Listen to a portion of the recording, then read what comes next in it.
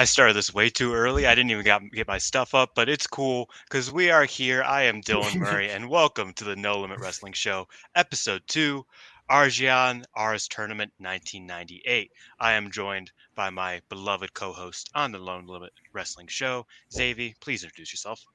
I'm Xavi, as you may know. You know me from places. I'm out there. I'm usually on your Twitter making you angry because that's what I do. But yeah, we're back with episode 2. Episode 1 did way better than what we were expecting, which is crazy because I thought we like slipped up a lot in the first one, but people enjoyed it.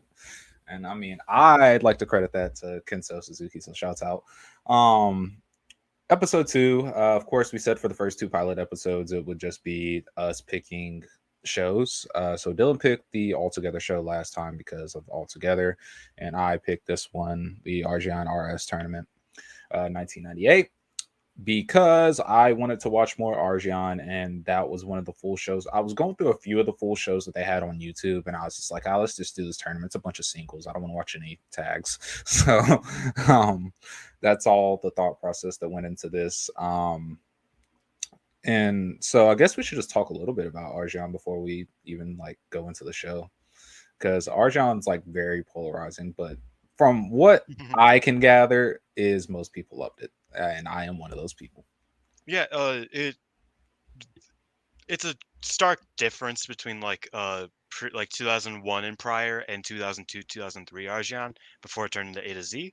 Yeah. Um, Huge differences there. I would say anything before 2000 is like really good, but I think the biggest thing that era of Arjan is best known for, we'll talk about a lot on the show, is the Tekkers, right? Yeah, It's all about technical wrestling. because Mariko Yoshida was the Yes. trainer, the head trainer. Whenever Aja Kong left AJW and started up Arjan, she took a few people with her, and as far as like the foundation of the company, it was her, a businessman some people may know as who was in AJW, known as Hiroshi Ogawa. Big Some of you may Ross, know. yeah. There was one other person, I forgot who the fuck it was. It was another business person, and then Mariko Yoshida was brought in as the head trainer. But actually, Yumi Fukawa, I think, and Rie Tamada were like the first 2 people I think that followed Aja. I think I read that right. Um, Yeah, Gami also it's interesting because it actually they pulled from a lot of different companies. Not a lot, yes, but they pulled from like multiple different companies. It wasn't just a HW Exodus yeah, no. into Arjan.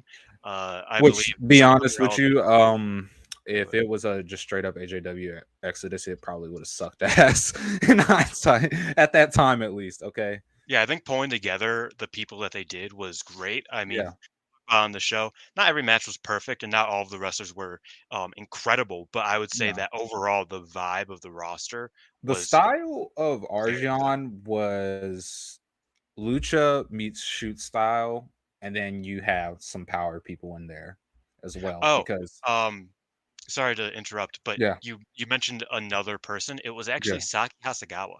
yes, Um, yes, that was post career Hasagawa, I believe. 'Cause yeah, she retired pretty early, or at least she stopped being an active competitor pretty early. So yeah, she was the other person at the head who was also a great technical wrestler.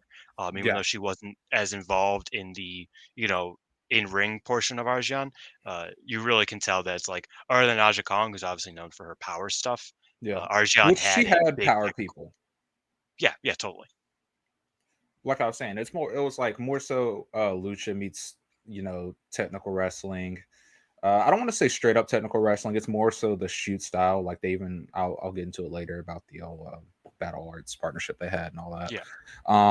But meets technical wrestling, and then you have the power people, which you'll see on the show. Arjon's like, it's such a unique company for that matter as well, just because it's like such a weird clash of styles. It's not like your regular wrestling company where it's like everybody has their own style. It's like it's these 3 styles, and like that's pretty much it. um, um, so basically, Aja Kong started Ajian, and of course, people know I'm not going to get into the logistics of it, but she started disagreeing with one Mr. Ogawa, and eventually left the company, and it was a whole legal dispute that I'm not going to get into.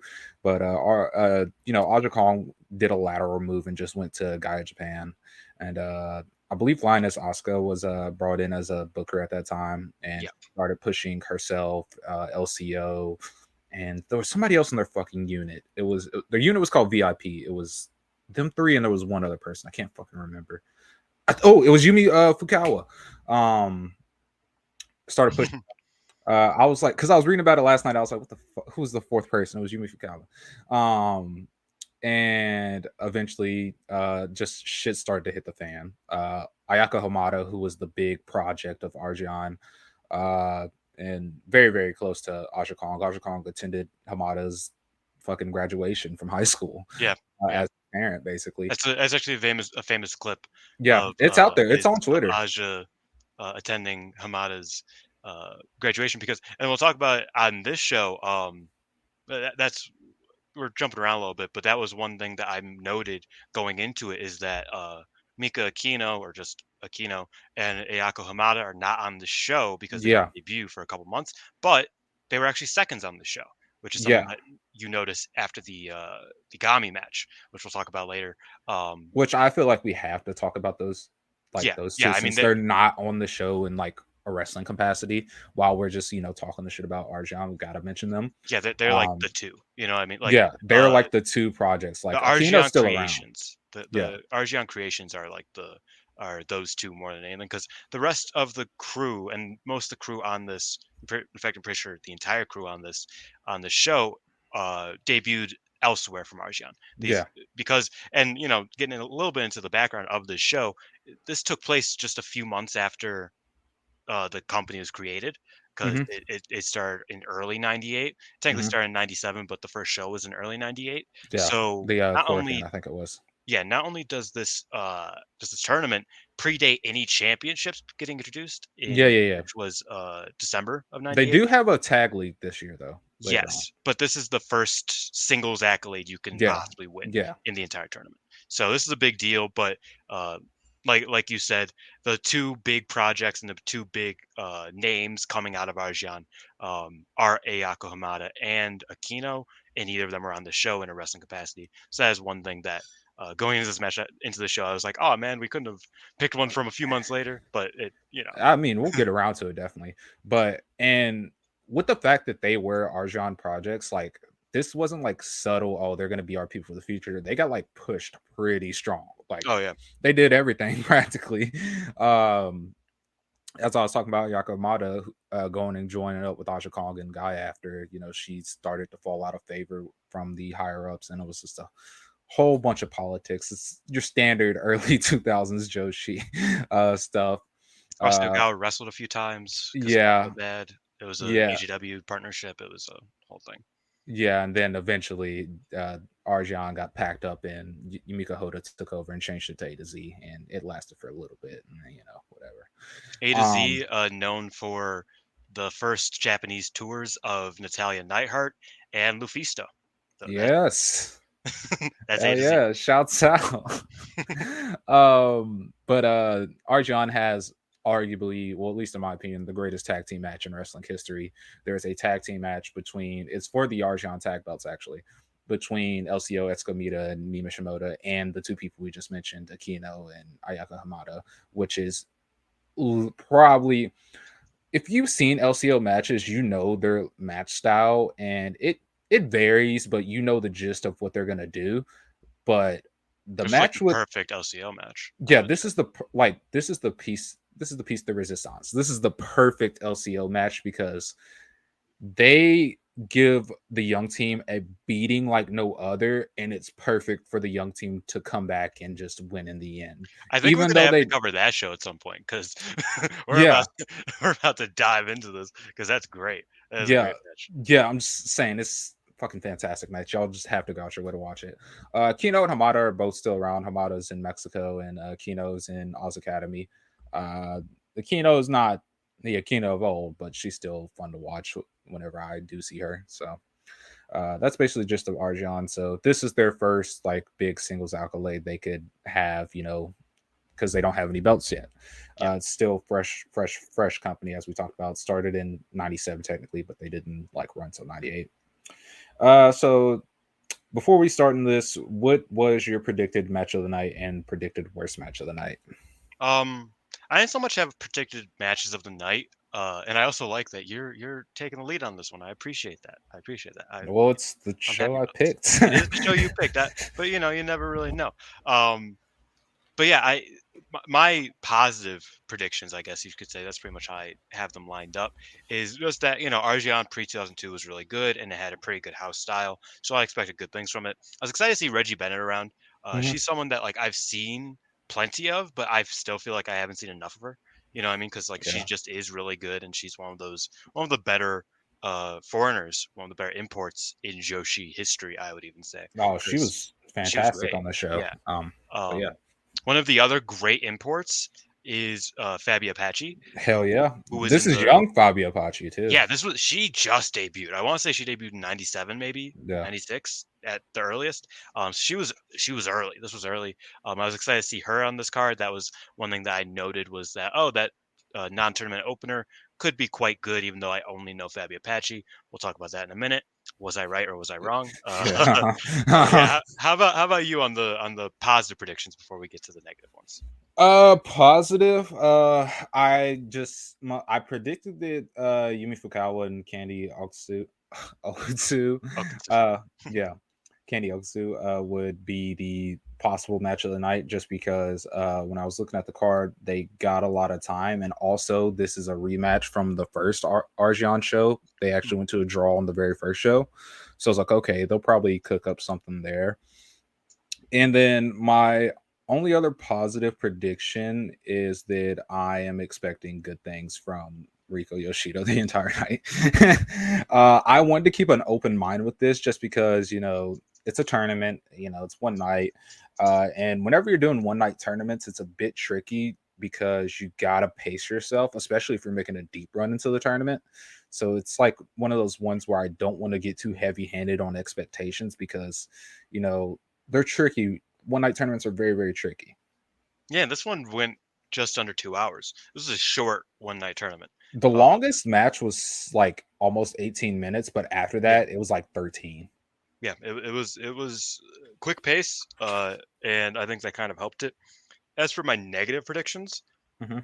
excuse me, I think going into it, I was a little bit, hesitant because Argion, especially early Argion, that first year or two, super heavy on the technical. Like it's just, and Yeah. like you never really know. Sometimes that makes matches worse, and I think that happened for one of these matches, on this Hmm. card where they kind of like, I was just like, oh, you definitely could have done more Yeah, with what you less. do. One or two of the matches I felt kind of suffered from that, but uh, that was my negative prediction for that, and also just that this is all early Argion, so it's not as full of a roster as it would Hmm. go on to be. So it was pretty much like the wrestlers that they have on the shows were on this show and in this tournament. So those were my two kind of negative predictions. It was mostly just like, oh, I don't know how tech heavy this will be and if it will negatively impact some of the matches. Yeah, I kind of echoed the same thing. I figured it was going to be way too much technical wrestling for my liking. Sometimes it overstated its welcome. We'll get into it, but I wasn't too effective of it. But yeah, early Arjan, very, very, very tech heavy. Then the only other thing I had is like this three-way could possibly be very fucking bad. Even with young Fabio Bacci there, I was like, this three-way is probably going to be very bad. See, I didn't know the other two. I didn't Yeah, know who I they didn't were. either. And then as the match going on, I was like, yeah, Okay, yeah, I got that. Yeah, exactly.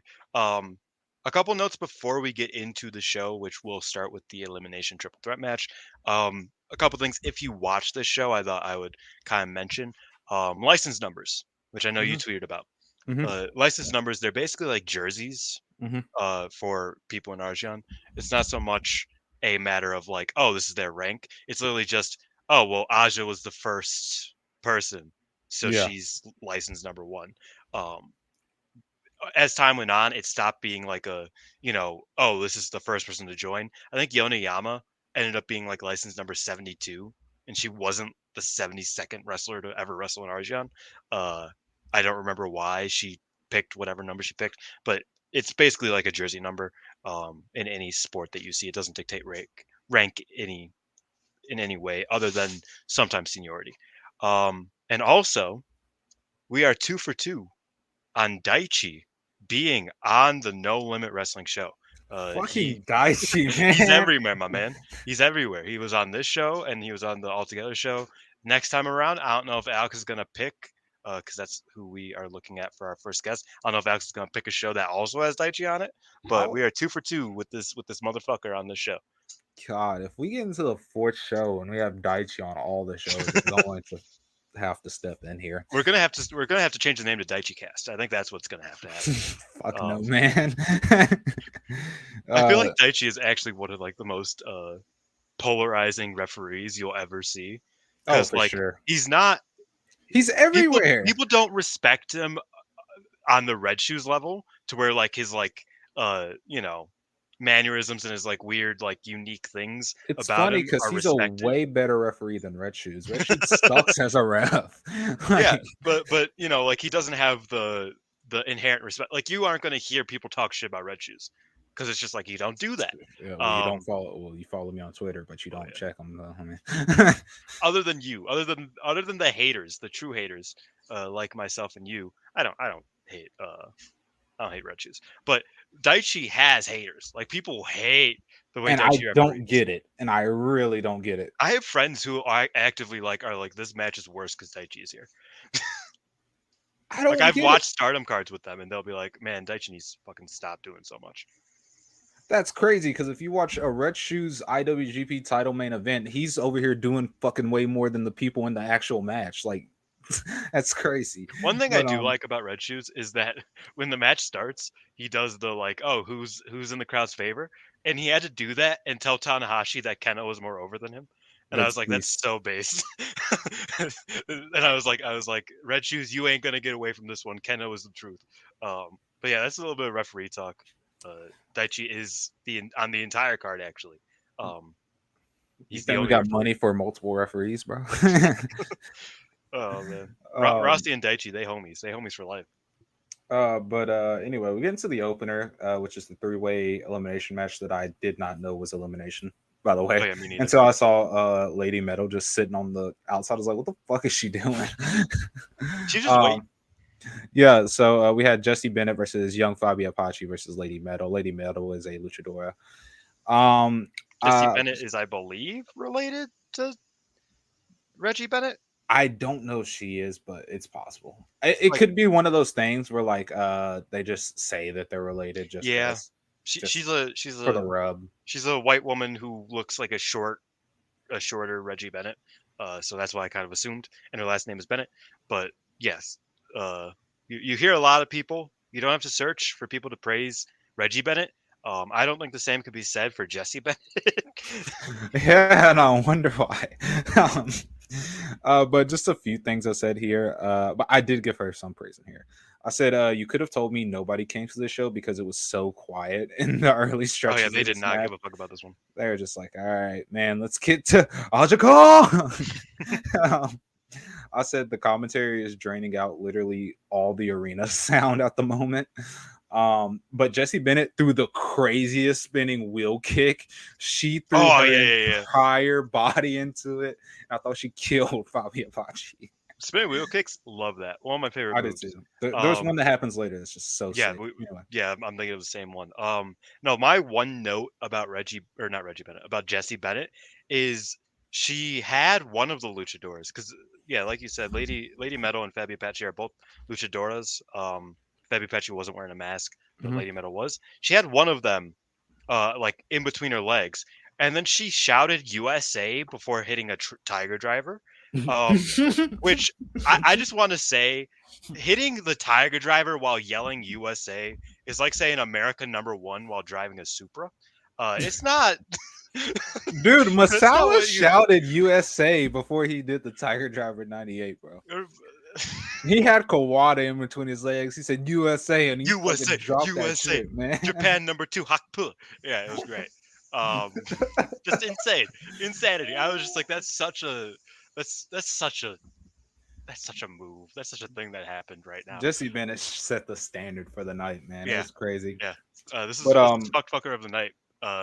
Candidate worthy. Maybe not. Maybe she ended up not being the fucker of the night, but she was up there. She was up there. she's up there. And then I said Lady Metal just kept taunt spamming like she was Dude, WCW yes, La Parka. yes, yes. I was like, dude, she did. She taunted like she would like push her, and then she'd be like, yeah, and the crowd would be like, I don't care. Who are you?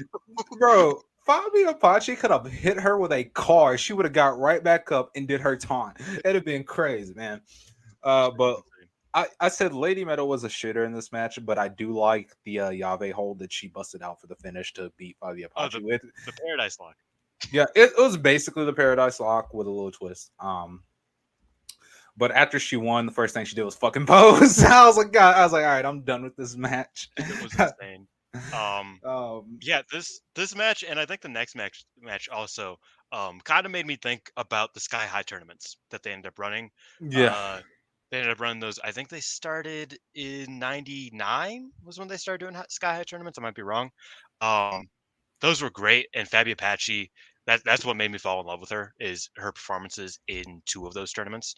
I saw on YouTube like years ago. She did incredible. This was no Sky High tournament performance from Fabi Apache, but you know, I don't think I really expected one. I don't know what you're talking about. Lady Metal did the thing. She was doing the thing. That's true. Yeah. So it was an elimination match. Jesse Bennett got eliminated in 2 minutes after Luchadores like just beat the fuck out of her. Like they double teamed her and just were like, She okay, looked get the fuck so out. confused when she got eliminated. Oh yeah, it was like a shoot pin. She's Like I think they oh, just didn't want to deal with her anymore. that's fair. And then yeah, like you said, the Yave hold the Paradise Lock. They better be glad she got out there. She's gonna say USA and then hit him with a fucking burning hammer. every time I'm some wrestler needs to hit the made in Japan and just yell USA. That is the move you need to do. Classic. Oh my god. Oh, here Dr. Wagner Jr. has to lock in the Texas cloverleaf and say Viva Mexico. Oh, you know it. You gotta get your geography twisted in pro wrestling. That's what it's all about. So the next match, we have the first round, one of the first round matches in the ARS tournament. We have Yumi Fukawa versus Candy Okutsu.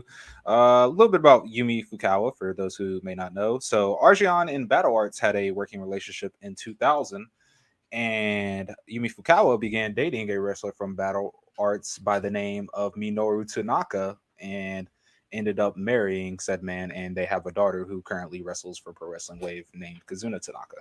So yeah, this show has a few of those connections to Pro Wrestling Wave that is pretty interesting. The other one is obviously big Futagami being on the show, which we'll talk about later. She is currently my picture because she's dope. Yumi Fukawa. I know Kazuna because I am a big Wave guy, but I have not seen a ton of Yumi Fukawa. I've seen clips. I've seen enough to know that she like has this really cool style that we'll kind of get into when we dive into the match. But Yeah. I mostly knew her as this really promising rookie's mom. And this match really just showed me like, okay, she is like the truth. Like she is a technical like worker. She is incredible. And yeah, I think her and Candy. You know what's crazy? If you watch this match, she wrestles very similarly to Minoru Tanaka. Actually, she does when she goes for the cross arm breaker. It's the same transition. It's very they have a very similar style where it's the junior heavyweight plus the shoot style. But I have quite a bit of notes for this one. I have this match started with Candy kicking Yumi straight in the fucking face. Dude, yeah.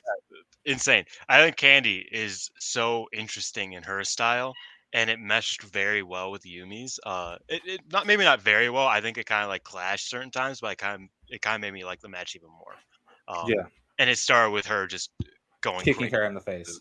Yeah. And I said we were rocking after that. Yes. Yumi did a little sequence where she was doing flying lariats, but she turned the lariats into like a reverse bulldog. Candy is working very smooth on this one, and she was doing everything super slick, and she oozed a lot of confidence with every move she made. I said this match is probably one of the best ones we can point on how to describe the foundation of Arsion and what it was built on with Mariko Yoshida as a head trainer, because they were diving into the Tekkers very, very early. Yeah. Candy pulled out a run up rope turn around into the missile drop kick that you see a lot of Joshis The do. triple jump, yeah. Yeah, the triple jump. But instead of doing the traditional triple jump, when she got to the top, she did a like drop step off one foot and like turned around completely. And it was a crazy transition. You got to see it. It was She nice. did It that a wasn't like lot, and I was like she had it's the it's ropes very down. dangerous. Yeah. Like I'm just saying, that's very, very dangerous if you see the way she did it. But she did it like smooth in one fluid motion. Um, then I said hell of a roll through heel hook from Yumi. She did it. It was a crazy heel hook. Fucking Candy was going for something, and then she just rolled through into the heel hook. It was sick. Everybody on the show does the heel hook, and it's always sick. I just want to point that out. Yumi spiked herself on her like Bro, head when she went for a lion salt. she And I, Hayabusa'd herself twice. yeah, and I was just like, bro, what? At first, I thought it was like real. I thought like she just like she meant to do that, but I was like, bro, there's no way. I The was way gonna she say landed. she should have learned, but I guess this is '98. The Hayabusa bump wasn't until 2001. Because I was gonna say, if you do that and you land like that once, you don't try again, because we know what happens to people who do that. Like, it does not end Yeah, well. that's a few years away, so they didn't get the message. This was '98. They were still going whatever. And then I said Candy with the fuck you power bomb because she hit this nasty power bomb to win. I love this match. Oh no, she didn't win with the power bomb. She won with the fucking No, vertical she drop. no, she won the power bomb. Man, I'm about to look back at this all. I'm pretty sure. Oh wait, no. She didn't win with the power bomb, but she did With the vertical. Her power bomb is crazy. Yeah. Don't get me wrong. It could have been a finish on any day. Anybody with a power bomb that good could use it for a finish. No, that's just why I stopped taking notes now. Yeah. She did the power bomb. Yeah, I agree with your sentiment. That was just like really great and really a showing of what this early Arjan was. Yeah. Fukawa's style, I found very interesting, and I've in the couple matches I've seen of hers, they kind of like echo the same sort of thing that she does, where it's kind of like she's like a short burst technician, which I guess you can say is similar to her eventual husband, where it's like she wasn't sitting on anybody. You know what I mean? And that's something that a lot of technical wrestling gets like really into, and it doesn't really work unless you're like really She fucking had good at it. other stuff she could go to. Yeah. That way she didn't exhaust her whole. Like she would just like kind of like pick her spots, and then in a half a second, in a heartbeat, she would find herself a heel hook, she would find herself an arm bar, and then after she fucks up your arm, she just disengages and is like, okay, let's go back to neutral and let's see who can wrestle better, you with a fucked up arm or me being me. And I think that's a really dope way to do technical wrestling. As for Okutsu, she was a good technical wrestler, but it was definitely her explosive, kind of lucha influenced stuff that was really showing out. Similar to what I said about Fabi Apache, that the Sky High tournament is one of the things outside of that one tag team match that we talked about that really first brought me into Arjan. It was that Sky High tournament because it was so good, and this was before the Sky High division really became a thing. So it was pretty much just Candy Okutsu, because Fabi Apache was still in this opening match type of shit, and like we said, Hamada and Aquino, who would both go on to be huge members of the Sky High division, weren't around yet. They didn't bring in as many of the high quality luchas that they eventually do. So it was really Candy who was like taking that mantle and being the top, explosive kind of lucha influenced, high flying style wrestler.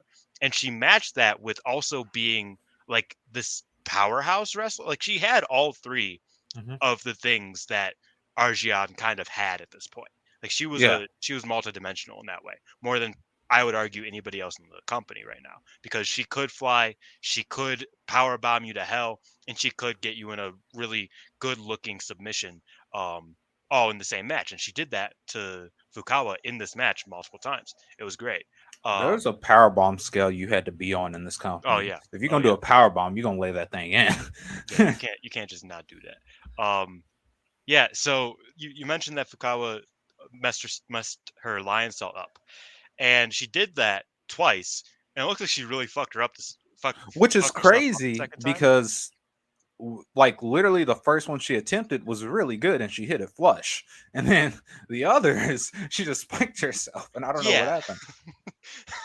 Strange decisions, but she spiked herself twice, and the second one it took her a little bit longer to like regain her bearings. So what Candy Okutsu did, of course, Was was get up and kick her in her head. she kicked her in the head, and then she just started surfboarding her. Like she stood on her body and just like started stomping on her head. I was like, bro, that ain't cool. That girl might be dead. That's She real was not graps dead right here, though. man. She It's was real not dead graps. though. It was good, and they kept going. It kept going. Fukawa got some good submissions in, but eventually Candy uh figured out the key, is what I wrote. Figured out the key to solving Fukawa, which was simply grabbing a waistlock and not letting go. She got her in a waistlock, hit her with a German suplex like 7 times without letting go, and then just dropped her with a power bomb. Got her up, and then hit the vertical spike. I think. Mm-hmm. Am I right? Yeah.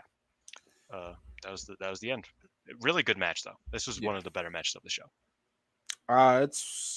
It was almost my match of the first round. But there's something happened later that makes me both very happy and very sad. But I'll get to that in a minute. But next up we had Rie Tamada versus Michiko Omokai, and Michiko Omokai is still around. She worked like great, like last, or was it? I think it was 2 years ago actually.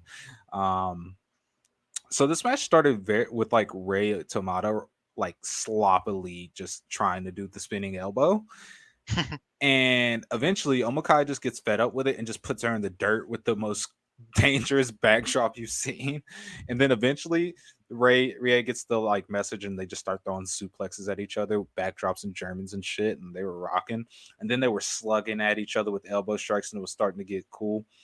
And then Omokai hits this nasty, just this crazy springboard spinning wheel kick. And it just popped me so hard. I was like, man, how do you not put this person in the next round? And then, she loses. But, I will give Rie her props, though, whenever she finally hits the rolling elbow. Like, she just fucking lays it in and it finishes the match. Yeah, I wasn't as crazy about this one. I think I had myself a good time. I thought it was the weakest first round match, but I did have myself a good time. that's fair. Because yeah, I would say that like this being sandwiched in between the two matches which the first one was like a real clash, with Candy and Yumi. It was a real clash of styles, and Candy's just really an all rounder. She could work anything, and it was like rugged, but it was the perfect amount of rugged, and the technical stuff was great. This match, I felt uh the Tekkers just weren't there Mm-hmm. as much, which is okay. Like, Omikai's really good. I am a big fan of hers. She just didn't really show what I like from her, I guess, in this match. I think she has had a lot better performances in other matches that I've seen her in. Rhea Tamada is an interesting one on this show because last time I watched her, I remembered liking her, but I just thought she was like the biggest underperformer throughout this card. Oh, no, she Uh, was. She's in my worst match of the night. It's not this one, but yeah, like I don't know, like because like I thought she was good. Like I've seen good matches from her, um, but it I don't know. She disappointed me in this one, and not necessarily just this match, but just on this card. 'Cause she did win. She won with the rolling elbow in what was it, 7 minutes, just under 8 minutes. Mhm. And yeah, I mean there were some good spots, but I just thought that really the Tekkers were lacking, and that's okay. But they didn't really do much else. Um, Outside of the early match, they did a bunch of suplexes to each other. That was really sick. Near the end, they started kind of like picking things up. Michiko hitting that springboard spinning heel kick you talked about, insane, beautiful. Uh, Even though immediately after she grabbed an armbar, which I was like, That's what you you do. don't got to do that. You could just kick her in the head, homegirl. Nope, that's You what you got do, this. man. But yeah, Tamada won. This was one of the weaker matches. I would say I wasn't too crazy about it. Yeah, I agree. Then we get into it's not the last, it's the second to last first round match. It is Fudagami, aka Gami, versus the true heart of Arjion, Mariko Yoshida, and we did not plan on matching pictures for this match. It just kind of ended up that way. But Mariko Yoshida is the overall ace of Arjion in the early years, at least. And of course, she's the head trainer, so she's got a lot of power. And as we were talking about wave influences on the show, Gami, who now owns Wave, so Yeah, so we get there. I actually enjoyed this one a lot, even though I don't have a lot of notes for it. Gami was like I have a ton of notes for this one. Gami was laying in all her stuff. Yoshida was like, "Yeah, just get all your stuff," and I'm winning, so I really don't care. Just get everything in. Gami hits a crazy Northern Light. She kicks her in the head a bunch of times. She does a triangle choke with a key lock added to it. She also does a actual good version of Rhea Ripley's finisher, the pump handle power Dude, bomb. okay, I'm gonna get into that pump on because that's something. That's something that I need to talk to you about, and I need to talk to the fans about. But go on, that pump Uh, handle. Yeah, Takumi Baba also does a very good one. This is a stark contrast from most of the Yoshida Arjan matches you'll see as far as in the single settings because she was getting dominated, and usually in her singles, it was her eating her opponent alive until she eventually won or lost. That's just basically Yeah, what it was. Um, and she didn't win with the spider twist here, but the chokehold she won with was very similar. Before we get into the old powerbomb thing, Mariko Yoshida's style, whenever she got to Arjan, was a stark contrast from when she was in AJW, because when she was in AJW, she did a lot more of her high flying stuff. but she kind of had That to. She kind of had yeah, to because that was kind of her lane, and you see yeah, that a lot in '92, where it was her and Debbie Malenko, and Debbie kind of took up like, okay, I can't fly, so you need to be the fun one of this because that Japanese tag team division was mhm, all about the fast paced stuff. So Debbie was like, she's kind of, she can't really do a bunch of the high flying stuff. Mariko can, so she kind of grew off of that instead of the technical stuff that even then you could see she was really excellent at. But go yeah. on. Yeah, so whenever she got to Arjan, she doubled down on her technical stuff. She's like, "Well, now I don't really need to." Although Arjan did have that lucha style built into the foundation, she didn't have to do that anymore. She could just be this technical wrestler, which allowed her to get a lot of longevity in her career. Like she didn't retire to like what 2014. I think is when she ran her Shinkibo retirement show. Um, and plus, it allowed her to give a good foundation for all the wrestlers they ended up training. So, but go ahead into your power bomb. Yeah, there's a couple things that I want to touch on from this match. This was I think this was my favorite match of the night.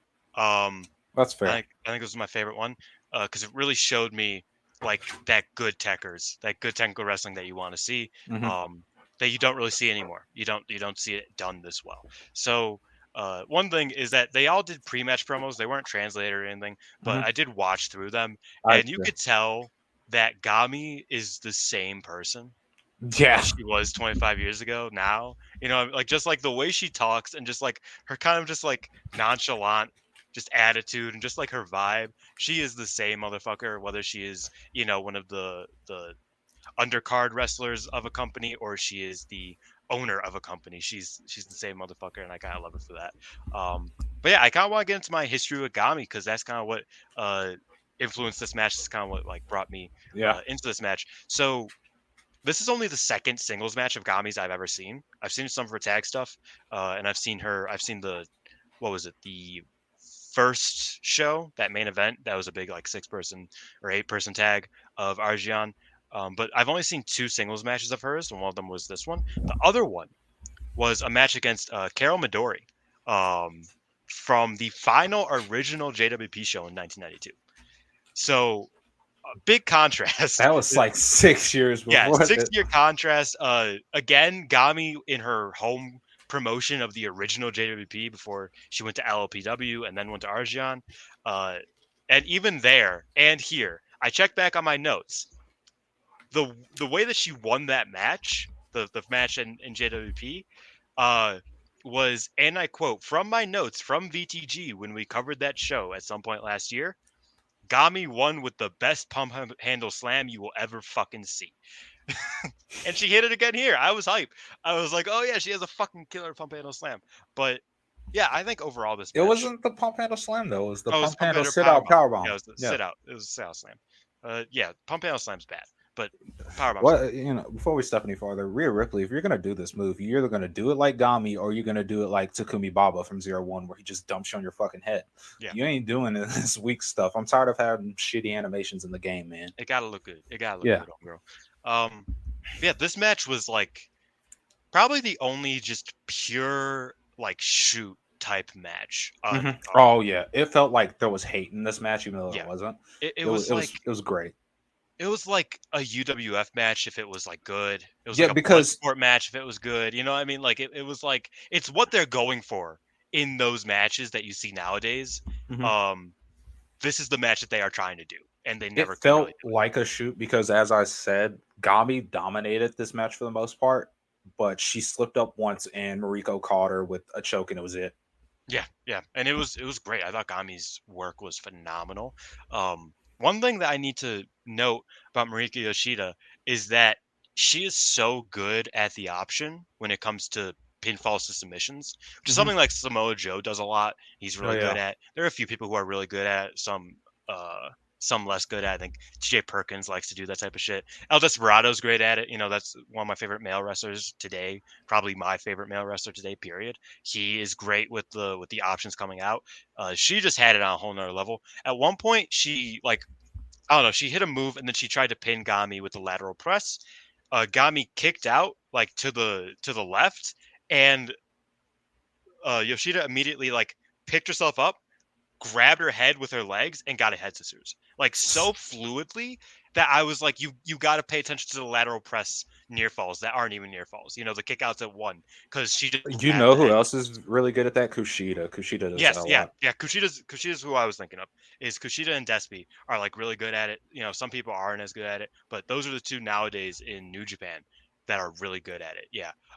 And she just killed it. One point, a little bit more of a regular one that you'll see from a lot of people. She hit a big power bomb stack, and then the kick out, she grabbed an ankle lock.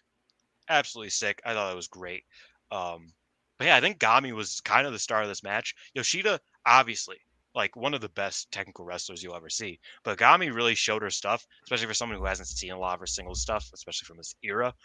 She hit a really nasty capo kick, which, if anybody knows me, they know that the capo kick is one of my favorite moves Oh of all yeah, I time. wanted to make a note of that and I forgot about it. She hit. I was like, oh, it's Jack. Dude, I was laying in bed watching this, and I was enjoying it. I was like, really like into it. But that was the only move from the entire night that I like audibly was just went, "Oh fuck." Like in my room just like alone. I just was like that was insane. Because it looked like she knocked her out. She just sold it crazy. I don't even know if she sold it. Gami might have just killed her. But it was great. I love that. And yeah, like it's hard to kind of like get into like the nitty-gritty of the submissions without getting really just, not great audio from it, but just know that this was like a really great technical match. Yoshida Yeah, won with, like you said, it wasn't the spider. It it was like a wasn't spider mix. twist. It was It was a like mix in between. between. It was a mix between a triangle choke, a Koji clutch, and the spider Yeah, twist, which is really interesting because I was like, "Oh, is that a triangle?" And I was like, "No," because both of her legs are on one side of the head. And I was like, "Is that a Koji clutch?" But I was like, "No," because like she doesn't have the arm like that. It was really interesting. It looked really dope, and she choked her out. And then after the match, Yoshida gloated and like stepped on Gami to the point where Gami was like, "You know what? Fuck you," and she tried to break her leg. Insane. which by the way, Mariko Yoshida is the first Queen of Arjan champion. If y'all don't know, Yeah, she eventually. ends up holding the belt 3 times, and she holds the Twin Stars of Arjan's twice. One with Yeah. Aja Kong, one with Linus Asuka. Yeah, so she does, she She does go is on to the be a Arjan great guy. Trueheart, as her nickname is. Yeah, and she was great. This match was great. Like I said, Gami just attacked her and tried to break her leg, and eventually Aquino and Hamada, the 2 seconds, dragged Gami off of her, and Yoshida walked to the back. Yeah, I thought this was great. One thing before we move on that we need Mhm. to talk about, it is absolutely dire that we talk about this. The Spider-Man gear, all Yeah, timer, shouts all out. timer, all timer. I have a note One of about the her. I best. actually have a note about her gear in the second match, but I'm glad you brought up the Spider-Man Ooh, gear. we're gonna have to debate about that because we'll get into the match. But Spider-Man gear, crazy, insane, love it. This was '98. This was before the Spider-Man movies came out. Yeah, like because Yeah, yeah, actually. Spider-Man movies didn't come out until like 2000. It was after 2000, 2001 because there was gonna be a shot of the Twin Towers. That's how I remember. It came out in 2002. Uh, No, because like, and this is like, I'm sorry guys, but this is a nerd fact that I know. In one of the posters for the first Spider-Man movie, in the eye, like the reflective eye, you can see the Twin Towers. Um, but they had to take it all out because it came out in 2002, obviously for reasons. They had to take that out, but you could still see it in like one of the advertisements for the movie, like in his eye, like a shot of the Twin Towers. It's kind of creepy. But yeah, this was before the Spider-Man movies came out. She was Yeah, ahead of the curve with this shit. it was a shot of the Twin Towers. It had Ralph Sampson and Hakeem Olajuwon from the 90 something Houston Rockets. Those Twin Towers. Yes, those Twin Towers. No, yeah, it was actually Akeem the African Dream. Hakeem, He was in Big Boss Spider-Man. Man. Yeah, he was in the Spider-Man eye. If you know, you know. With the hand thing. Yeah. And my man Slick. Oh man, I love how that's the first gimmick I think of is Akeem the African Dream. Instead of Earthquake or like fucking Shockmaster, it's Akeem the African fucking Dream, brother. That's his best gimmick. What do you mean?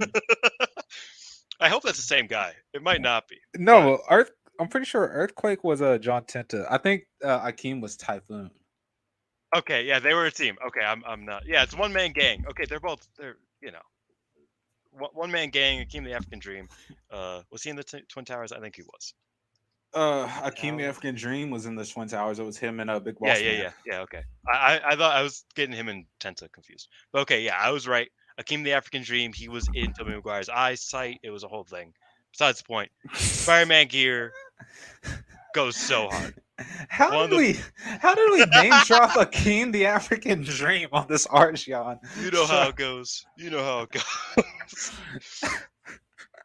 All right, man. The African Dream. All right, man.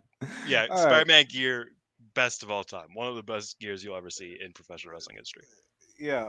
So next up, we have the final first round match. We had Aja Kong versus Reggie Bennett. I was so angry. This only went 2 minutes, and Aja Kong lost.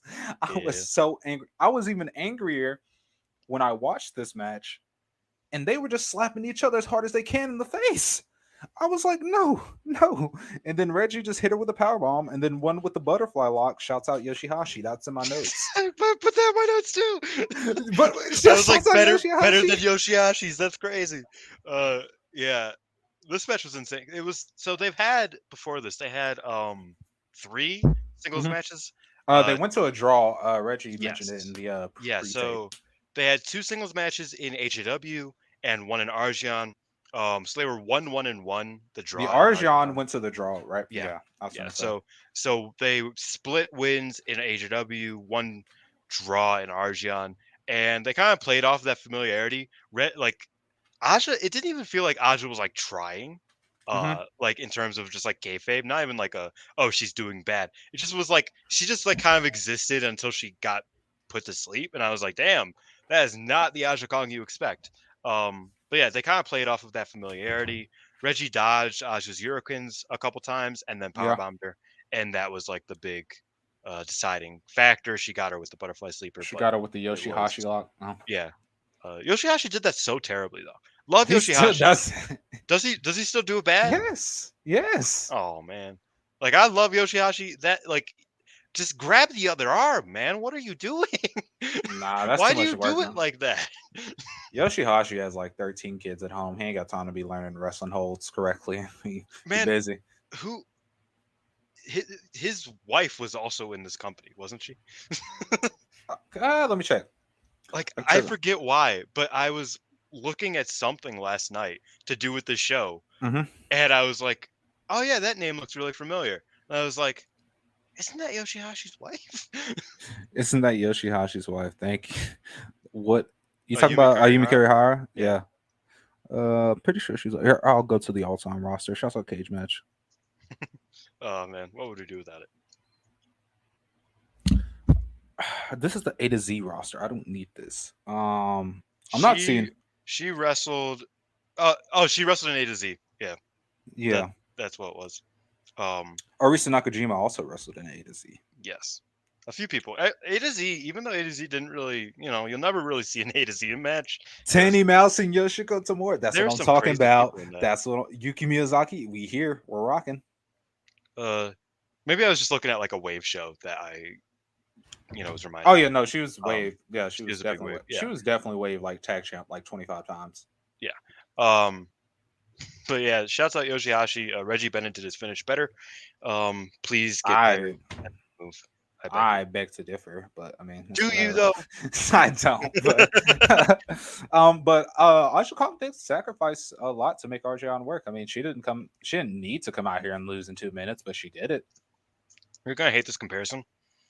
She 100% did that early Kenny Omega thing with AEW, where like she just Okay, where okay, no, where she just like didn't like she didn't do like she was no, getting beat regularly, not no, regularly, but no, she was that's fine. doing You the picked one of the good wrestlers no, from because the elite. That's I fine. could have called her the other two, but I'm not gonna even If you picked the say other them in two, the same. I would have said, all right, I ain't that's gonna it. say Thank them you in the for same breath. joining. Hey, right? Thank you for joining us. But no, like he went.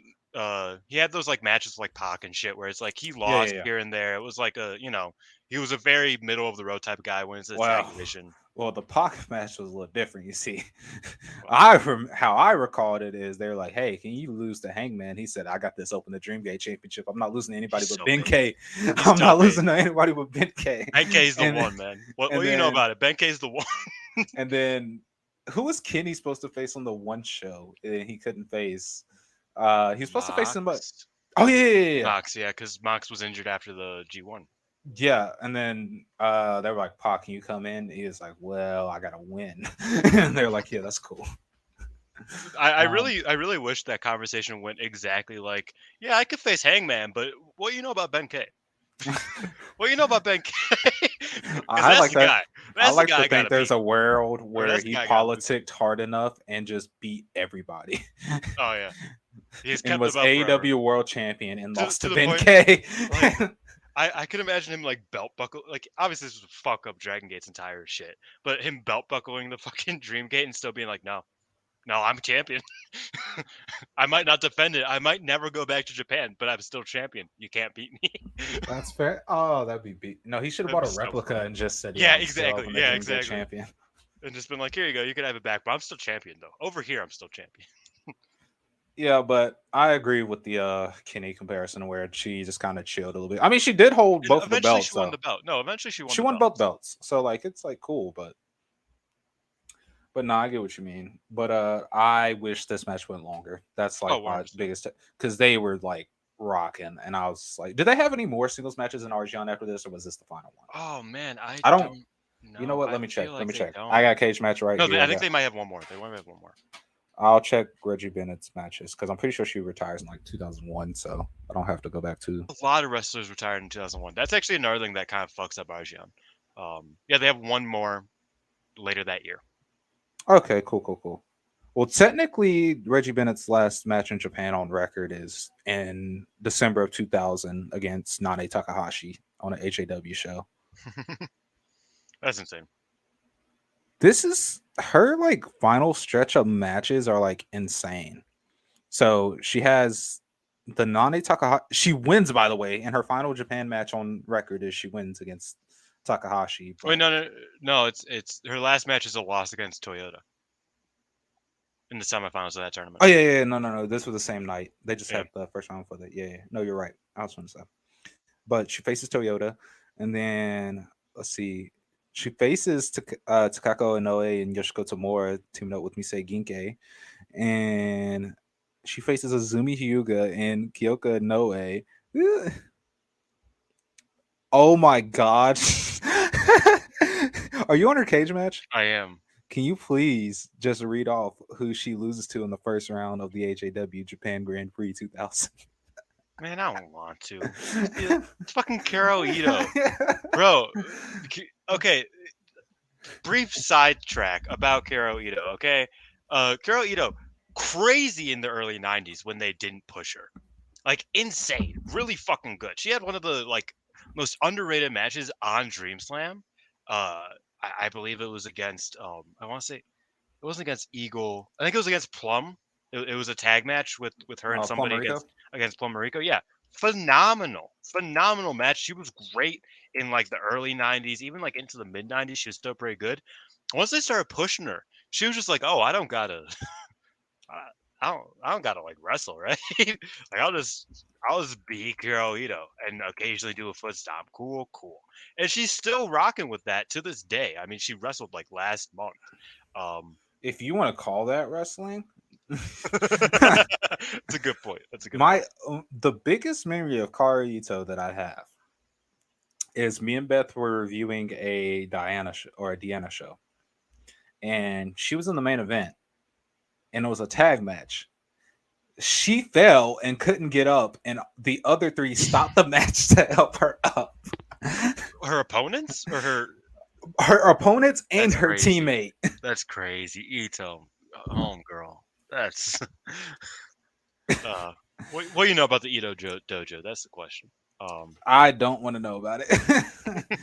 Then we get into the second round match, and we have Rie Tamada versus Candy Okutsu. This was the match I was super low on.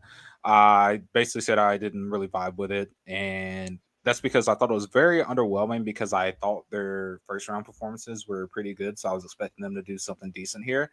But I mean, while there were a few bright spots, it didn't really hit home for me, and I would go even as far as to say it was sloppier than Tamada versus Omakai, just because Rie Tamada was very sloppy in the Omakai match, and then she turned it up to another level here.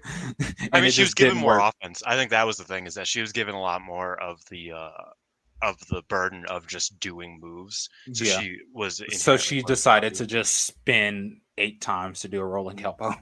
That was crazy.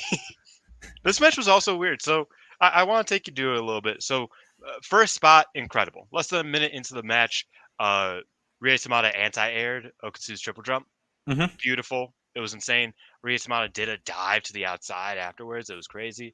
That was all well and good. They get into the ring, and Tamada seemingly like injures herself. She gets injured off of a drop. Yeah.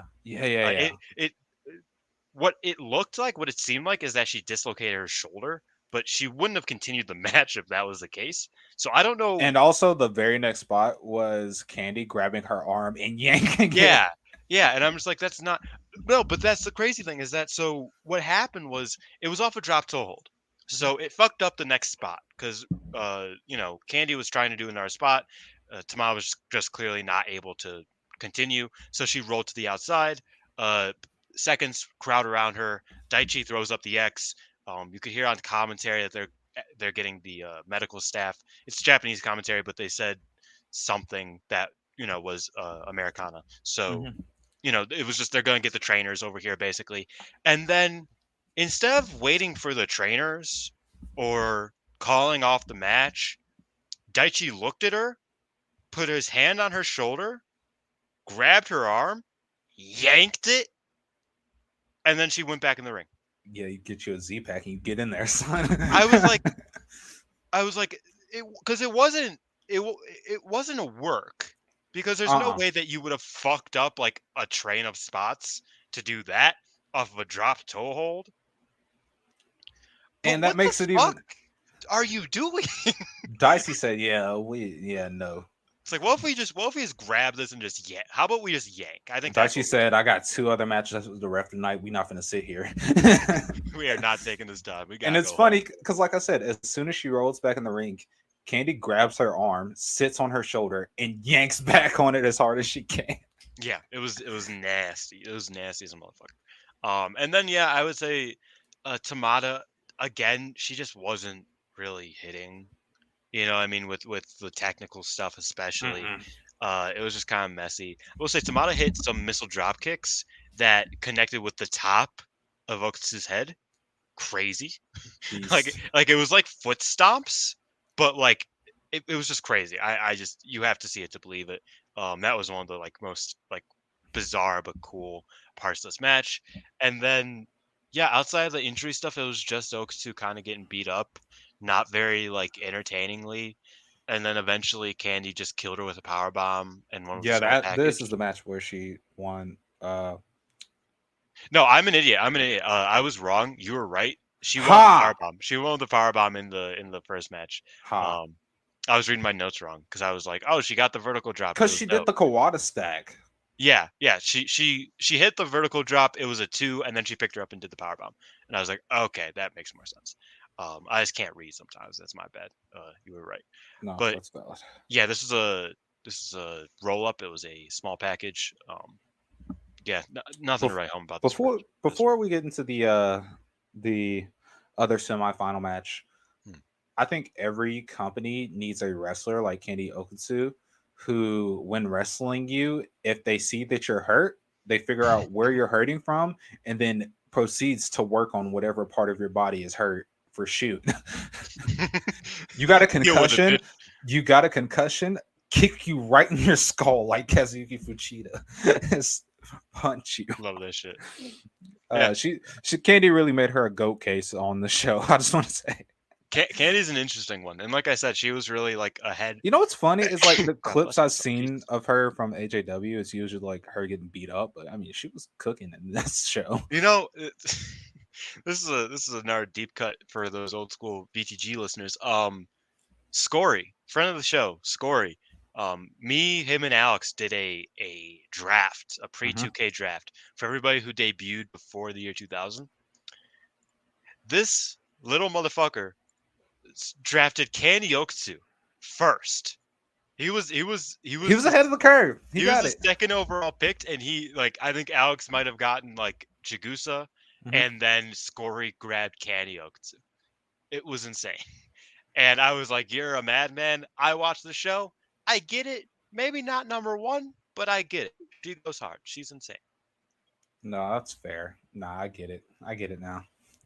He just I wanted. get it now. I understand now. You know, you got to figure out who's truly tough and who truly isn't. Get her injured, Candy's gonna kick you in the skull, and you get in there. Tough shit. It's a cold world. Bundle up, brother. Oh god. Then we get to the other semifinal match, which I can't wait to talk about. We have Mariko Yoshida versus Reggie Bennett. I first of all, Mariko Yoshida is the only wrestler on the show with the decency to change her gear in her next tournament match. Uh, Shouts out this red gear; it was going Bro. crazy. Okay, but what do you think is better, red or black? I like the spider gear more, but I do think this red gear is very Oh, sleek. this was Spider Gear too. It was just Yeah, but it wasn't like it didn't as on the e- head. It was like yeah, subtle spider gear. It yeah, like wasn't like yeah. that black oh my god. That black suit is crazy. It's literally one of the best things you'll ever see. Any Yeah. wrestler ever wear. I do like this shade of red because on her black gear, it's like a darker shade of red. This was Mhm. like more of a lighter shade. But yeah, I like the other one better. I like the formatting of this match a lot because it was like very clear early on that if Reggie gains control, then you're just at her mercy. So Yoshida was just using her speed to slide out of any potential danger and like catch her when she's least expecting it. She did a monkey flip into a cross arm breaker, which was nice. Yeah. I love that. I don't have a lot of notes for this match, but I really enjoyed the pacing. And I loved the finish. Big revolution bomb from Reggie. It was crazy.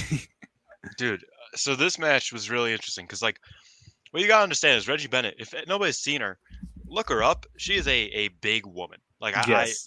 I don't know how tall she is, but she's like you know high 5 foot, maybe Well, I'll 6 tell foot. you. Well, I'll tell you here in a Yeah, you second, will buddy. tell me.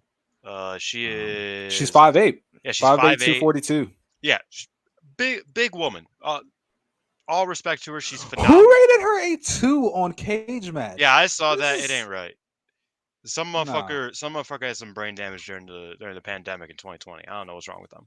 Um, but yeah, so she is a big wrestler, and most of her matches that you'll see very heavily lean on the power stuff, which makes sense Yes. because she's a power wrestler. First 5 minutes of this match, Reggie just went full tilt leg work. And I was like really impressed because like Oh you don't yeah. really expect that from her, and it's not really something that you want from her. Like early, like my prediction about like I don't think that the technical stuff is going to lend itself to certain wrestlers because every match has a technical segment in it, even if it's too Imagine you know Reggie Bennett. So Reggie yeah, Bennett. go Imagine Layla Hirsch, but 5'8" and didn't high ahead. fly. Yeah, I can see that. I can And see didn't that. high fly. That's Reggie Bennett. Yeah, because like the technical is I it's strange how well that comparison works. Like If it's not like she has to slow down because she's like big and she doesn't want to like Kill someone. yeah, but like she's not like slow either. No. So when she's like grappling on the mat, she's like Oh yeah, she was freakishly killing it. fast. Legit, I was like, that was one of the people who I was like, I don't know if I really want to see her do, Tekkers. She killed it. This was really, really good. The first 5 minutes, she did not do a single power move. She just grappled with Yoshida. She held her I'm own. glad she didn't because she does something in the main event that we're gonna talk about, and I Yeah, just was in awe. yeah. But yeah, this was a really really good match. I love this. Oh, This was like oh, go ahead, go this was like the point of the show where I was just like, man, this has actually been a really good show. It ahead. exceeded my expectations. Yeah, there were some really good matches on this, and this was definitely one of them. Yeah, at one point Reggie power bombed her, only got two, and then she like grabbed the guillotine, right? And Yeah, it was kind of like she didn't have the butterfly on, but it looked like she was gonna finish the match the same thing she did to Kong, I thought and she was that gonna was do the Takashi Sugiura guillotine where oh like yeah, you yeah. sit. Yeah, I was like, oh no, she couldn't do that. She like murk It was Yoshida. like such a great false finish because obviously you see her put out Aja Kong in Mhm. 2.5 minutes with a move just like this one in the same position after a power bomb. Like it looked like they were going to follow it up.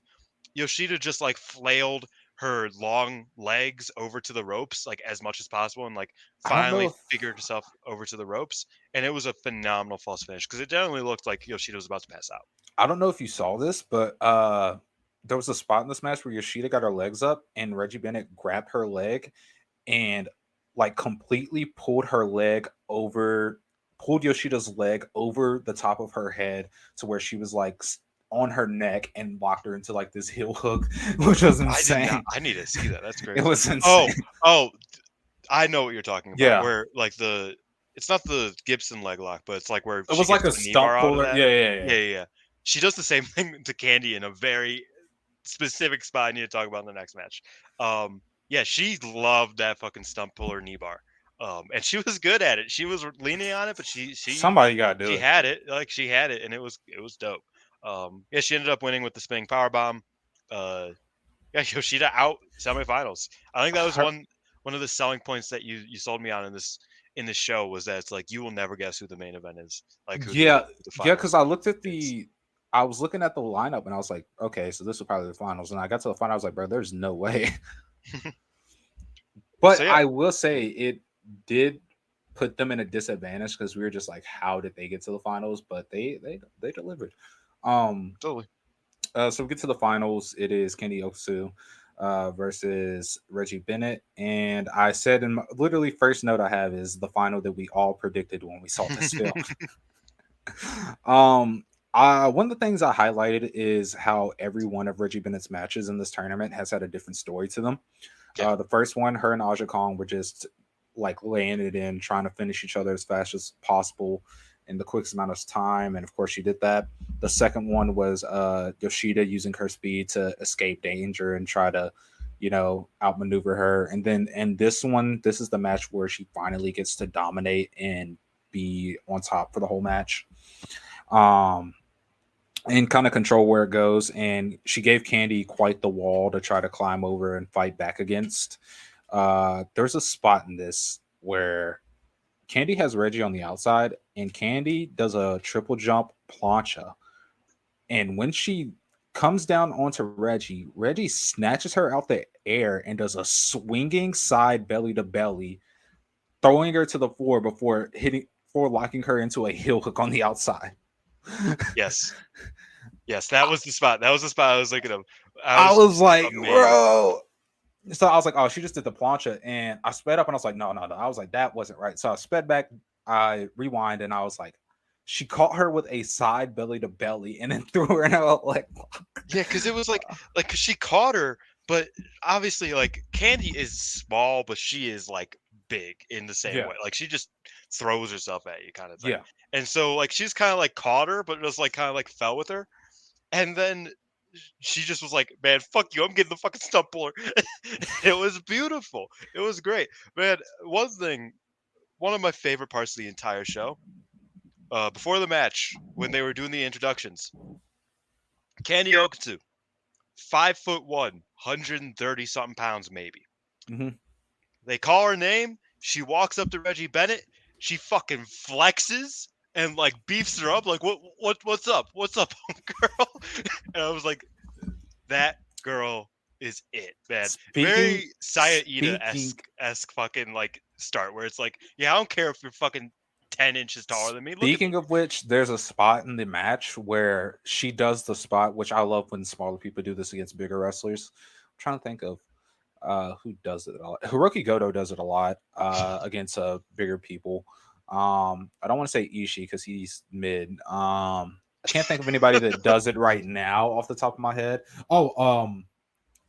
Suji Kondo and Susumu Mochizuki do it all the time when they face each other, where they stubbornly just like repeatedly run at each other and throw lariats. Oh and yeah, that was a big Candy Okutsu just repeatedly ran off the ropes and tried to just throw lariats at Reggie, who wasn't budging, and I just loved it. I was like, it's perfect. That's that kind of spot that like, and I don't know, this might be a personal experience that nobody else had. And I'm gonna dive into it a little bit. I got into wrestling because my neighbor, who was 3 years older than me, was a big wrestling fan, and so obviously we would wrestle, like we would just fight each other. I had a backyard fed, yeah. See, yeah, and so, but with him, I was always way smaller than him because he was just a bigger guy. So I would be like, "Yo, for you, it's worked, but for me, I'm about to try to kill you." Cool, cool. That's what this spot felt like with the clotheslines, right? It's like for like that like 20 seconds, Candy's like, "I'm going to give this every fiber of my being to try and knock this homegirl over," and she just couldn't. Like Reggie did not budge. It was insane. Yeah, see, I never had that. See, I was always the biggest one, and like my cousins wanted to do like lucha shit, and I just wanted to do German suplexes and last ride power bombs and border tosses because I was watching 2006 TNA. I was like, Hernandez is fucking sweet. One other thing about backyarders that I do want to draw attention to. Shot Hernandez one time, but one thing about backyarders I do want to draw attention to. One of the greatest Joshi wrestlers to ever live, Emi Sakura, learning how to do a moonsault from one of the kids from KBW. Yeah, crazy. That is insane. Suwama from All Japan was a backyarder. I believe that. That's dope. I love Suwama. Suwama's that guy. He has that vibe. I could see it. But yeah, I just want to say Fuego del Sol teaching Emi Sakura how to do a moonsault.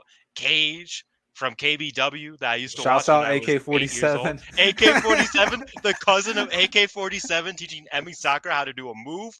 Crazy. That woman is better than Mako, bro. It's crazy. Yeah, I just needed to give that shout out to both Emi Sakura and Fuego del Sol.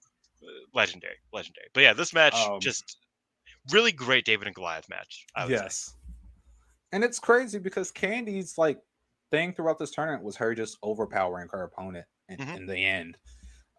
So now that she had to face somebody who was way bigger, way stronger than her, she really had to go all out here. Yeah. And I think her winning was a welcome surprise because you got to remember in this tournament, just to put in, context in case you haven't, connected the dots by now, she beat Aja Kong, who's the figurehead of the company. Reggie did, yeah. Yeah. And then she beats the person who gets dubbed the Arisian Trueheart, Mariko Yoshida, who becomes the first champ, by the way. Back to back, and now she's in this final. There was like, if you're watching this like in real time, you're just like, okay, there's no way she just doesn't win this tournament because look at the people she beat. She looks unbeatable. I mean, when you beat Aja Kong in 2.5 minutes, like there's nothing anybody can do to you, right? Like that's the logic there. No offense to Yumi or Rie Tamada, but there's a stark contrast when you compare those two victories to the Aja Kong and Mariko Yoshida victories. It's like not even close. But I did like the curveball. I did like Candy winning. I thought the finish was really out of nowhere and like interesting in that way. Even though it did feel like out of nowhere, and I was like, oh, we're here, okay, and then it's over. Basically what happened, Okutsu really like brought it back. She did a lot of moonsaults, did a few DDTs, really just kind of like brought back to even. And then Reggie got her up for the Reggie rack, the torture rack. Oh yeah. And Okutsu just grabbed her neck, got her in a sleeper hold, and you have to see the sleeper hold. Yeah, you have to see the sleeper hold because it's like Candy put It's all of her tight. life into it, and she was going to just twist Reggie's head off her body. Yeah, it looked like a shoot. It looked like if you don't submit, you're just gonna, It was you will perfect. get knocked out. It Like, was perfect. yeah, You got to and remember, this it woman was snatched her from so the good. sky and just tossed her into it with a belly to belly, and then heel hooked her after. You got to remember. Come on. Yeah, it was kind of insane. This whole match, I thought this match was pretty fun. Probably not my favorite match of the night. I think the final, it was building to. I thought the final was good. It didn't like climax the show as much as maybe you would want, but I think that it was a great final regardless. It was super fun. Nice to see Candy win. I think Candy winning also just like works because, as I said earlier, Candy Okutsu. When you look at even just this card, and not just Arjan as a whole, but when you look at even just this card, there are those three styles, right? It's the Mhm. powerhouses, it is the technical, and it is the high flying, the fast paced type of stuff. Candy is the only one who does all of those things and does them all well. You know, what I mean, like she's the only one in this tournament who is all three of those things, and I think she kind of personified Arjan in that way. And obviously, she had a lot of potential from there. Unfortunately, she retired in 2001 along with Yumi Fukawa. Those two both retired in 2001, which was a big hit in my opinion because they really were two of the people that like outside of Hamada and Aquino, those were two of the people that like you could really build a company around. I think, and they kind of Yeah, weren't but able to. also like you got to remember they had belts from '98. Yeah, So like they neither one of them got a run with either belt. yeah. Not a tag belt, To not be the fair, singles. the Arjan top belt was so guarded Well, the during that Archon time, top belt only had like throughout its whole history, like I think it's like 8 champs. Let me check. Yeah, 8 champs, and Mariko and that's Yoshida was three of those. yeah. So really so between the time that the belts were introduced and they retired, um, it was they would either have had to beat Yoshida or Aja Kong You because want? by the time Hamada won, they left a month later. Like they Yeah, both retired within like a month or two. So really, they just really didn't have a chance to be that top star. This was the biggest singles accolade Candy would ever get. I believe she was a JWP junior champion in her time. This is the biggest one that she would ever get. And do you want to? Let me see. mm, Do you want to guess who is the most decorated twin star of Arjan tag champion mm, ever? I don't. You would have said champions if it was LCO. I don't think it was Mhm. LCO. Is it no? Is it Hamada? No, Is it it's is it Gami? it is Gami Yeah, actually. yeah. She has Gami. one more reign than Rie Tamada. Who did Gami tag with? Gami tagged with Gami a tagged with bunch of people. Rie Tamada Yeah, twice, and then she tagged with Linus Asuka twice. yeah, yeah. That makes sense. Yeah, that's what I mean. I've seen some of her her tag stuff, but I haven't seen any. This is random. She tagged with Drake Morimatsu was still around in the mid 2000s. That's crazy. She's still around now. I'm sorry, that's a complete. Wait, she wrestled in Dragon Gate. Wait a minute. What is happening? Wait, am I crazy? Who? Um, yeah, Drake Morimatsu, Mm. Yuki Morimatsu. What? Yeah, she When did she wrestled in wrestle? She's wrestled in Dragon Gate 3 days ago. Oh, it was it in Okinawa? Yeah, Oh, she wrestles for Ryukyu Dragon Pro Wrestling, their partner company. yeah. Okay, I was gonna say, what the fuck's happening there? Um, that's besides the point. I saw someone from back in the day that I used to watch. Not very often, but yeah. That's what happens when you get into the cage match rabbit hole. But yeah, I think Candy Okutsu was really like a great choice for this first tournament winner. I really liked her. Like I said, she kind of like encompassed the entire company at the time, and I don't remember if she ended up getting a lot of like shine in the Sky division. She Um, didn't hold. Do you want to know the title histories of the belts? There's like 5 belts, so I mean we got time. we can. I Okay, yeah, go ahead.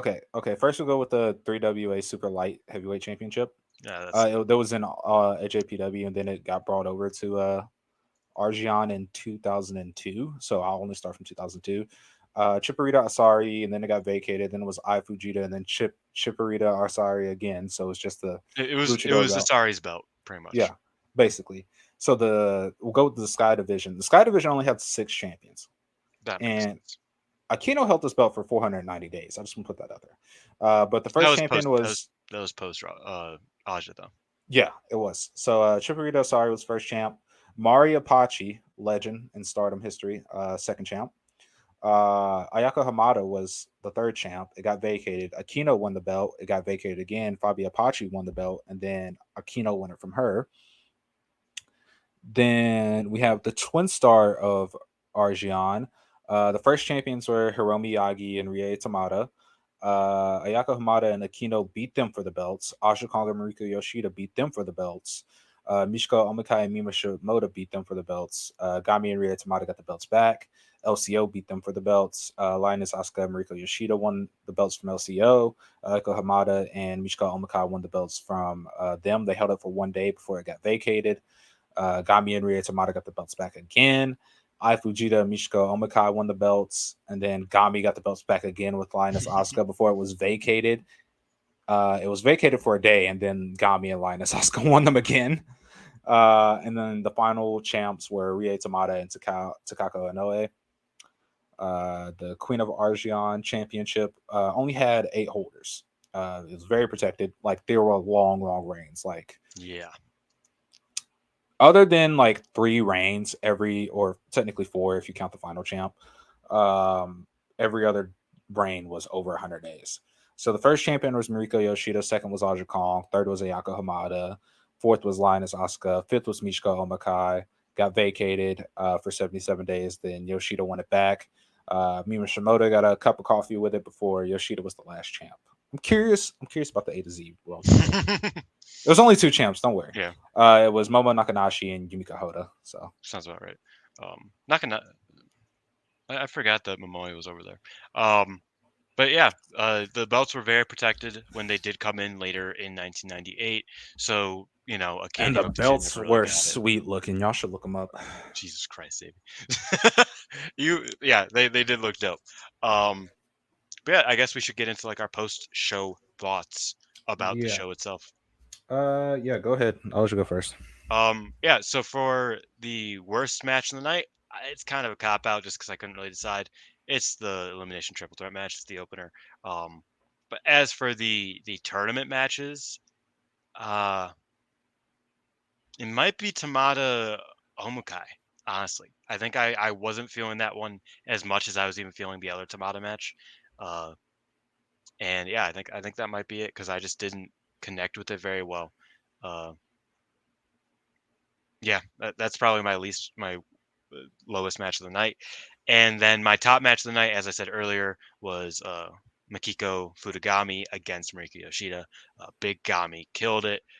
I will say, I think that one thing that I want to talk about a little briefly, we talked about Yoshida a lot, obviously, but I think one thing I need to kind of like mention is that when I first got into Classic Joshi, I was, an AGW guy. So that style of either like roughneck pace or just beating the fuck out of each other was kind of what what you get accustomed to, and that's kind of what you like. So when I started watching Arjion, I don't think I appreciated Yoshida as much as I do now. I know you what I didn't mean? because you called her bad on the Stardust Quest episode, and I sent you threats. There's no way I called Mariko Yoshida bad. You Did either I called her say bad that? or like overrated. It was one of the two, I and I might have sent you said that. threats. I might have said overrated. That's valid. No, because No, you said your exact words was, "I don't think she was very good," and I was just like, "Dylan needs to be kicked off this podcast. He sucks." Oh no, you know what? I remember what it fucking was now. It's because at that point we were still doing VTG, and I had to watch Mariko Yoshida go to a 30-minute draw with Kyoko Inoue. And you I can't blame her for that. I hated her. I was like, I never want to see this woman wrestle again. And this was in like '92, so it wasn't even when she was like a good singles wrestler at all. Like she got good, and even I knew that. But yeah, I was disrespectful, and that's what I mean. I did not appreciate Mariko Yoshida enough. I need to go back and watch basically all of her matches from post '95, pretty much, because this showing of her against Gami. You know what we're gonna do? We're gonna watch a bunch of Arjion, and then we're gonna start a TW Arjion say. gonna save it. We're gonna save it for Ross Yogawa. We're gonna build it from scratch, so we got the correct stats, and we're gonna book this company into the 2020s. We're gonna save this goddamn company like Rossi couldn't. But yeah, I thought Yoshida, like she reminded me that it's like, okay, technical wrestling can be insanely good. And as somebody who is such a nerd about wrestling moves and like the intricacies of it, like I really did not appreciate her anywhere near enough when I first started watching her. And this simple, relatively simple match with Gami was like, okay, like Yoshida's that girl, right? She's that fucking wrestler. One of the best technical wrestlers you ever see. Love her. I just need to give her some respect in that sense. Gami's also really good. Like I said, I only saw one singles match before this, and like she has that style because she also had kicks. We didn't really talk about that in that match. Is that I said she kicked Yoshida in the head. No, yeah, she did the capo kick, but that was kind of how she got that control over Yoshida in that match. Was that she had the striking stuff and Yoshida just didn't. And I thought that was a great way to kind of like make it so that Gami had an over on her senior and her, somebody who's above her in every way in the company. So yeah, that match was definitely my match of the night. Yoshida is insane. One of the best technical wrestlers in wrestling history, in my opinion. She's very, very good. Kosei Fujita would probably be one of the greatest technical wrestlers alive if he was trained by Mariko Yoshida, not Zack Sabre Jr. That's my. I mean, like you're not wrong. I mean, he's good. But why you gotta? Hey, I got to get my slandered out against the British as much as I possibly can. Man, I like Zach, but like, come on. I don't, man. I agree with you that it's like if Yoshida was still around training, the world would be a better place for technical wrestling. But I remember one night I just like I do. Just because one night I saw him do like 8 transitions to get into a hammerlock in a undercard tag match against T-shirt Yujiro and T-shirt Show, who are not gonna try, and he's over here trying to do 8 transitions into a hammerlock. I said, bro, it is 2:00 in the morning if you don't stop. Fair enough. So what was your best match? Yeah, it was the Gami versus Yoshida match. Gami versus Yoshida. Okay. So I had for my worst match, I had Tamada versus Candy because I was underwhelmed by it. Yeah. I liked the first Tamada match slightly more just because Amakai was great in it. Candy couldn't really salvage it, so she just wanted to beat the brakes off Tamada at a point. As far as best match goes, I had a lot. I liked a lot of matches. I really like the Aja and Reggie Bennett 2-minute match. But I'm gonna give the slight edge to. I'll get the slight edge to Fukawa and Candy just because. That's probably my number 2. Yeah, I'll give them the edge, not because it was the longest match on the show, because I don't really care about that, but because they were really the only match that was allowed to. I don't want to say the only match allowed to like breathe necessarily, but they got to tell like a full length story in a match.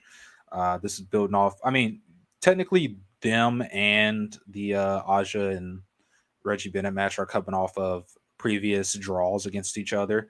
Yeah. However, their match didn't go 2 minutes. They got to like actually air it out, and you got to see what ARSION's all about. Like, if you had to pick one match that was the definitive defining match on this show of what ARSION was about in the early stages, it would be that match. Not only that, it just allowed you to see what both Yumi and Candy were both great at as far as what their strengths and what their weaknesses were.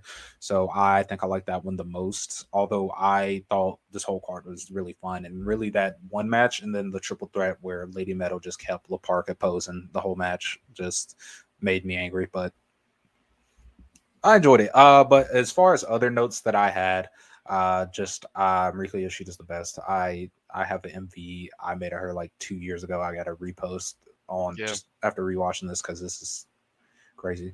Also, I became a big Reggie Bennett fan in this one. She was tremendous throughout this whole show. Got to give her some props. I know Candy won, so it's like hard to say that she was slept on if you watch the show, but she had a hell of a performance throughout this whole night. Yeah. Um, and I think that should be recognized. But honestly, everybody did their thing. The only person I thought that like sucked was like Rie. Which is what, because like I said, I remember liking Rie Tamada in most of the matches I've seen of her. Maybe it's just this off night. She had this off Yeah, night, and like I then mean, maybe like, and she was never like phenomenal, but like I never thought she was like the worst on the worst on the roster. But she showed that she was not on the level of anybody else on this card, except for like the opener, uh, which was more like an issue of just circumstance than like, oh, they are all bad wrestlers. Because Fabi Apache, insane, phenomenal.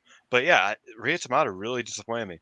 Because I was like worried. I was like, am I crazy? Because like I didn't think she was this bad, but she's not doing good in this show. But well, she won the tag titles a bunch. Maybe tag she team might be stuff is where a she. tag. Yeah, it might be a I'm tag. pretty sure she was a tag wrestler with Fukawa, right? In AJW. Yes. Was it Fukawa? I think it was Fukawa. I think it was Fukawa. Uh, so maybe she's just a tag wrestler. Yeah, and that's okay. I think that some wrestlers, being designated tag wrestlers and being good at that, they don't need to be the good singles wrestlers. But in Not everybody situations, can be a good tag wrestler. yeah. And I think, in situations where tournaments have a bunch of tag wrestlers in them, it kind of exposes them a bit. Shouts out to G1 this year. But I think, They letting people watch Mad Mikey Nichols singles matches. This is that's what insane. but the thing is, I'm happy that Shane's getting some matches because I know he can still go as a singles guy.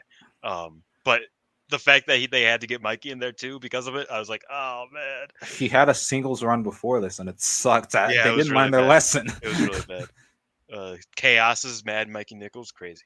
Yeah, big Chase Owens feud in 2018. And I don't even want to think about that. But yeah, sometimes tag wrestlers kind of get left out to dry in these singles tournaments. I think that might have been the case for Rhea Tamada because she just didn't really create very memorable or good matches.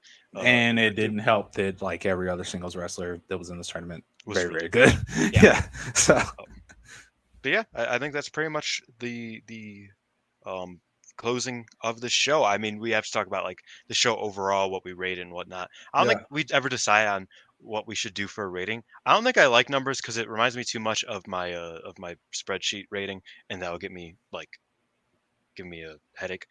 do letters. Yeah, we could do letters. What are you thinking? I think last time we gave it a B plus altogether. So where do you rate this, above or below altogether 2011? This is gonna sound crazy, Hmm. but I think I'm gonna go A minus because I think overall it was better than altogether. But it wasn't like anything super crazy, but I do think it was better than altogether. And I don't know if it had the high points of altogether though. Like especially spectacle wise, it didn't have the high points of altogether. But it also the low points were like, and not Toriano in a 20-minute summer event. Yeah. And like, so yeah, I would go A minus. If I went anything below that, it would just be at B plus. And I mean, technically, we could put it at even with altogether, because I mean, like you said, it didn't have the high points of altogether, but its low points were a lot better than altogether's low points. Yes, yeah. And there was a lot of low points on altogether. So I think altogether is a hard basis to kind of judge it off of, but I think I would probably go B plus. Yeah. Yeah, I'm cool with rocking it at B plus.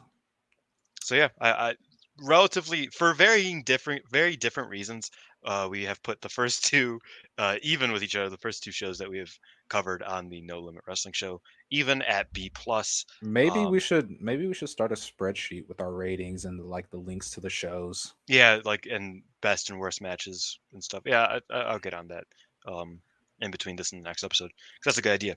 But yeah, I think that's pretty much it. Unless you have anything else. We don't really. I mean, we don't really have anything to plug as of right now. By the time we record our next episode, you'll probably hear about me putting Scott and Dylan in the dirt in the draft because I'm going to beat them. Oh shit! Doesn't that end in like 2 days? Yeah, I gotta put all my. I'm just Yeah, gonna put so all do the I. matches I won and calculate the points. I forgot. I got very busy during the draft Yeah, period. me too. I Um, covered it. I like followed it for like 2 weeks, and I just got well, completely yours slammed. is all like nice and neat. It's like, oh, these are wins and losses. I'm just grabbing the wins and calculating Yeah, I think I'm just points. gonna start doing that because it's hard. You'll hear about me putting them in the dirt.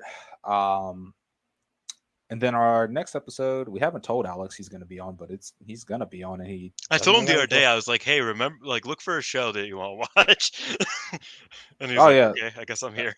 Well, Alex doesn't get a choice. Scott also doesn't get a choice because he's going to be the second person.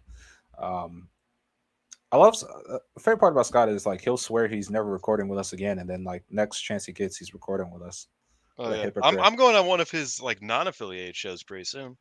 Spoiler I've been at on a some few. point. I've been Yeah, on a few. I don't know why people keep asking me to be on shows, but whatever. man, me neither. Um, I'm cool. I do watch a lot of wrestling. Yeah. Speaking of which, y'all will probably see me all over the place this coming up month because Gone Pro is running Oda Award, and I have already been asked to do a few things. Yes. And I'm also writing a preview for that. I'm also doing the Gone Pro monthly roundup for this month, which I have to get watching shows. And I'm also doing a preview for Wrestle Sekiro Horror, both audio and written form. So I will be everywhere this coming up month. New ad, as you see on the screen here, I have changed my hat to Xaviism with 3 eyes because I wanted something that would work better with my content creating, as I'm hoping to do more with that in the coming year, or technically the rest of the year. I think we've gotten to a good start with this. So I will uh, say, I remember you owning someone on Twitter and then being like, "Your ad's a dumb millennial, so I don't care." And I'm just like, "Hey, you lost that exchange, bucko." Not you, the other guy. I was like, yeah, "That's so fucking lame. There ain't no way that." somebody told me, and I'm pretty sure my quote to was like, "I'm not even a millennial. I'm Gen Z." um, um, but yeah, I changed it because the meaning is very simple. Enochiism was Enochi's idea of professional wrestling. Xaviism is my idea of professional wrestling and what I like and don't like. Um, I promise y'all, I have ideas for the best of black wrestling. It's just that I have to iron out the details and you know Writing is hard. right, yeah, that's the big thing. That's why I've started so many audio projects, is because writing is hard. Writing is very hard. Like, Oh man. I'm not Scott's insane. I don't know how he writes as much as he does.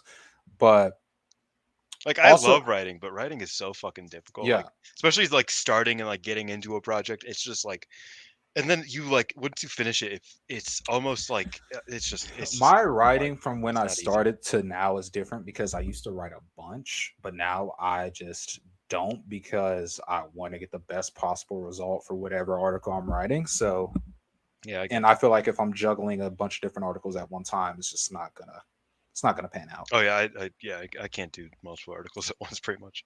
Yeah. But Who knows? And also, by the next time that we record, who knows? Maybe we jokingly told Scott we're gonna start an EFED on the oh yeah, Five I don't know Star about that. Network. We might. We're gonna We have start a plans and ideas. yeah, we're gonna start a Twitch and we're gonna start an EFED.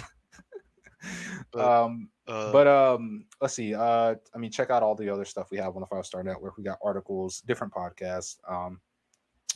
Dylan's on pretty much all the other podcasts. I no, I have been am on not. like Well, you're on the now summits, you're on all that. I'm on the summits. I'm on Storm Quest every single week, usually on Thursdays. I'm on this. We are down a podcast because I believe there is a podcast that is going on permanent hiatus. Not one of mine, some on the network. So yeah, I am on most of the podcasts at this rate.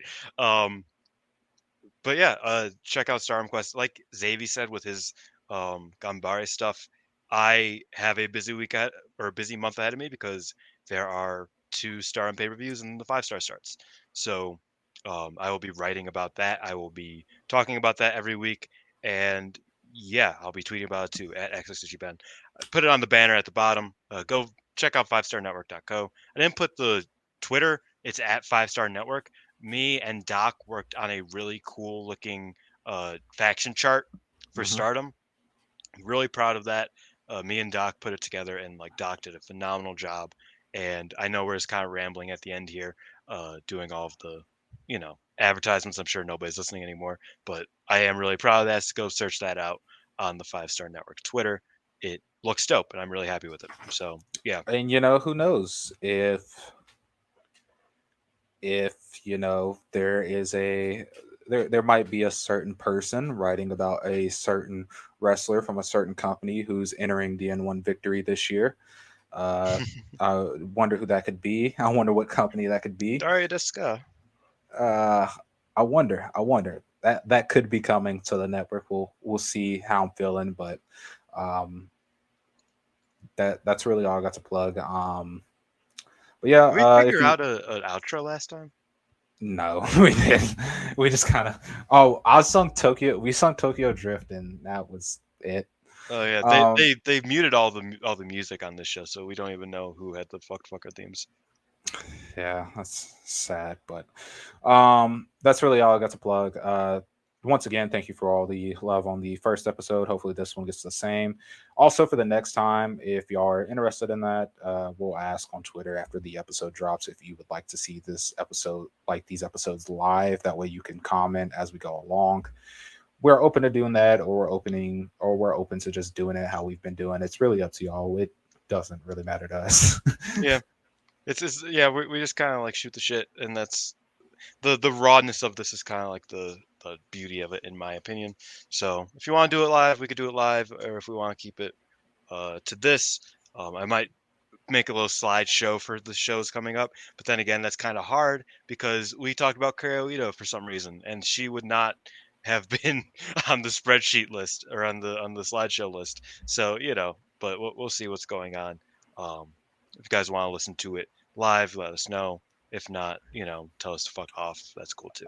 I got a perfect outro, actually. Ooh, okay, I'm ready for it. Ugh. I did it during the draft, but it wasn't our outro, so it's whatever. Hmm. So if you like this episode, as always, continue to support us on all of our various projects, especially here on the 5-Star Network.